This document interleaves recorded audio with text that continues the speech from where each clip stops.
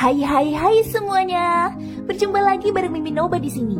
Mimin ucapkan terima kasih ya untuk para sobat Noba yang sudah memberikan support dan kesetiaannya sampai sejauh ini.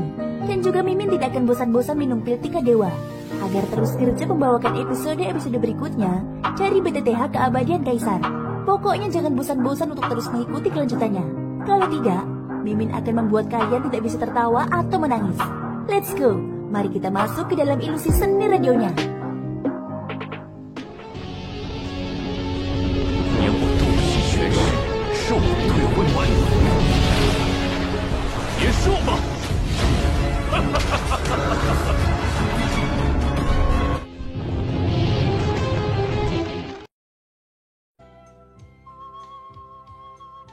Bagaimana mungkin? Dia adalah reinkarnasi dari guru.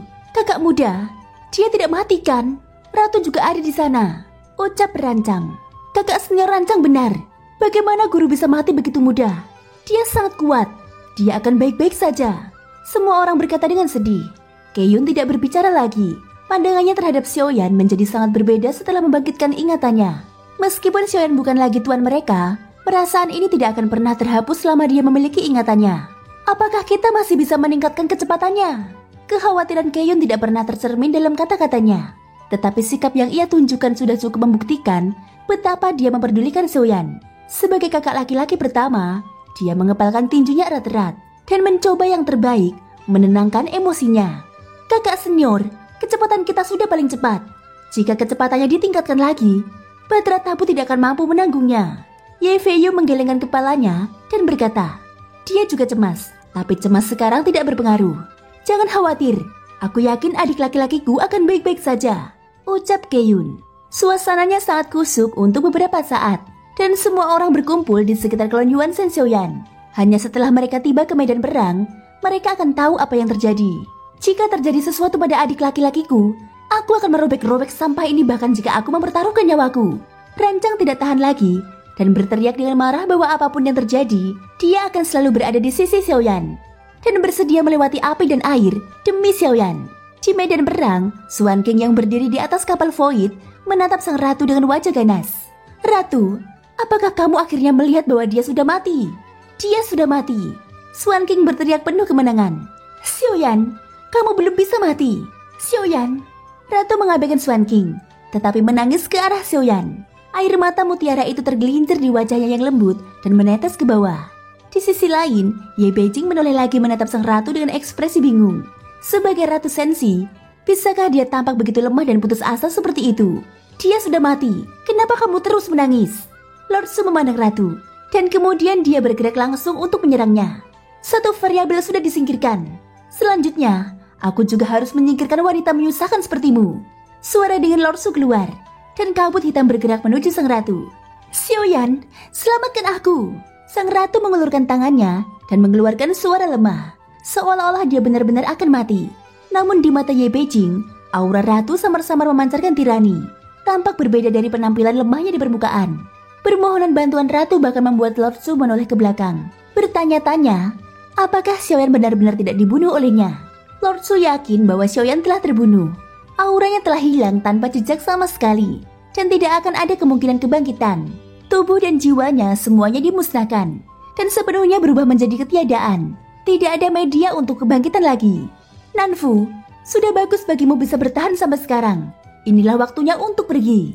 Karena dia adalah kekasihmu, kamu harus berada di jalan yang sama dalam hidup dan mati. Lord Su mengangkat telapak tangannya. Kegelapan itu langsung menelan sang ratu. Di dalam kegelapan ini, sepertinya sang ratu tidak memiliki kemampuan untuk melawan. Menurutmu, apa yang sedang mereka lakukan? Tanya Ye Beijing. Su Qiantai sudah bersembunyi jauh, tapi suara yang membuatnya gemetar tiba-tiba terdengar lagi di telinganya. Itu disertai hembusan angin harum yang bertiup ke wajahnya. Aku tidak tahu. Apakah kamu bisa menjauh dariku? Su Qiantai tidak bisa menahan diri untuk tidak berteriak dengan marah, dan sekali lagi menjauhkan dirinya dari Ye Beijing, meninggalkan Ye Beijing dengan tatapan bermusuhan. Aku benar-benar tidak mengerti apa yang dilakukan orang-orang ini. Apakah Xiaoyan benar-benar mati? Lalu apa yang sedang direncanakan wanita itu? Ye Beijing bertanya dalam hatinya. Meskipun dia tahu bahwa Xiaoyan saat ini sudah mati, hatinya seolah mengatakan bahwa masih ada kejutan yang tak terduga. Hilangnya kesadaran Xiaoyan seperti pingsan. Dia tidak tahu sudah berapa lama dia tidak sadarkan diri. Tapi rasanya seperti kilatan petir yang tiba-tiba melintas di kehampaan. Rasanya seperti jantungnya berdetak lagi.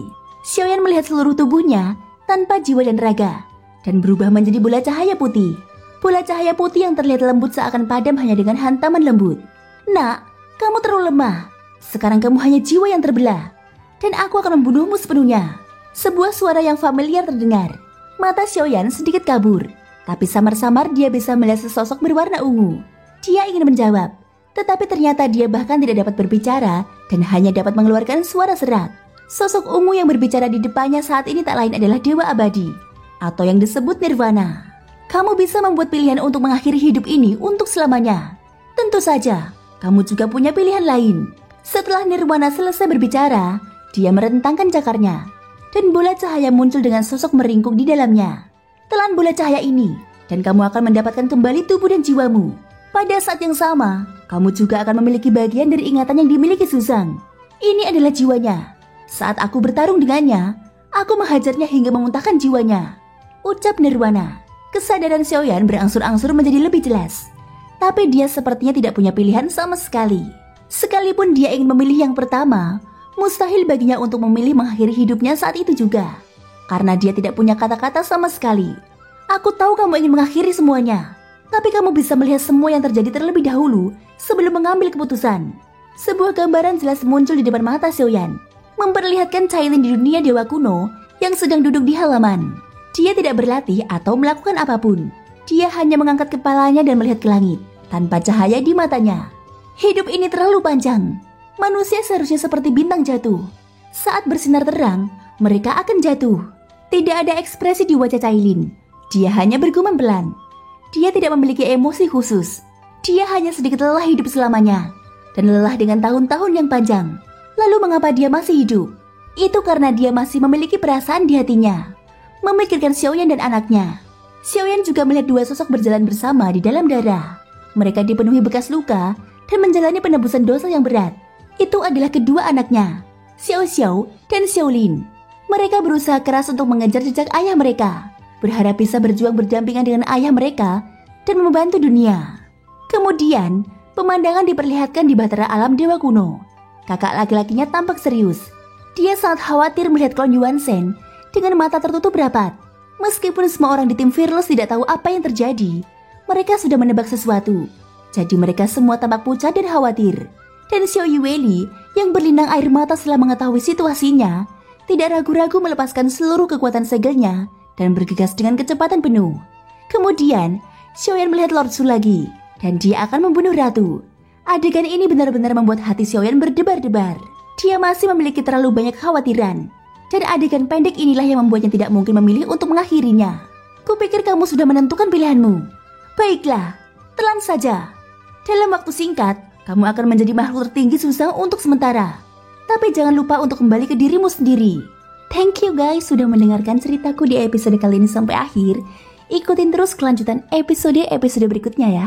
Tetap jaga kesehatan, semoga hari kalian menyenangkan. Sampai jumpa dan bye-bye.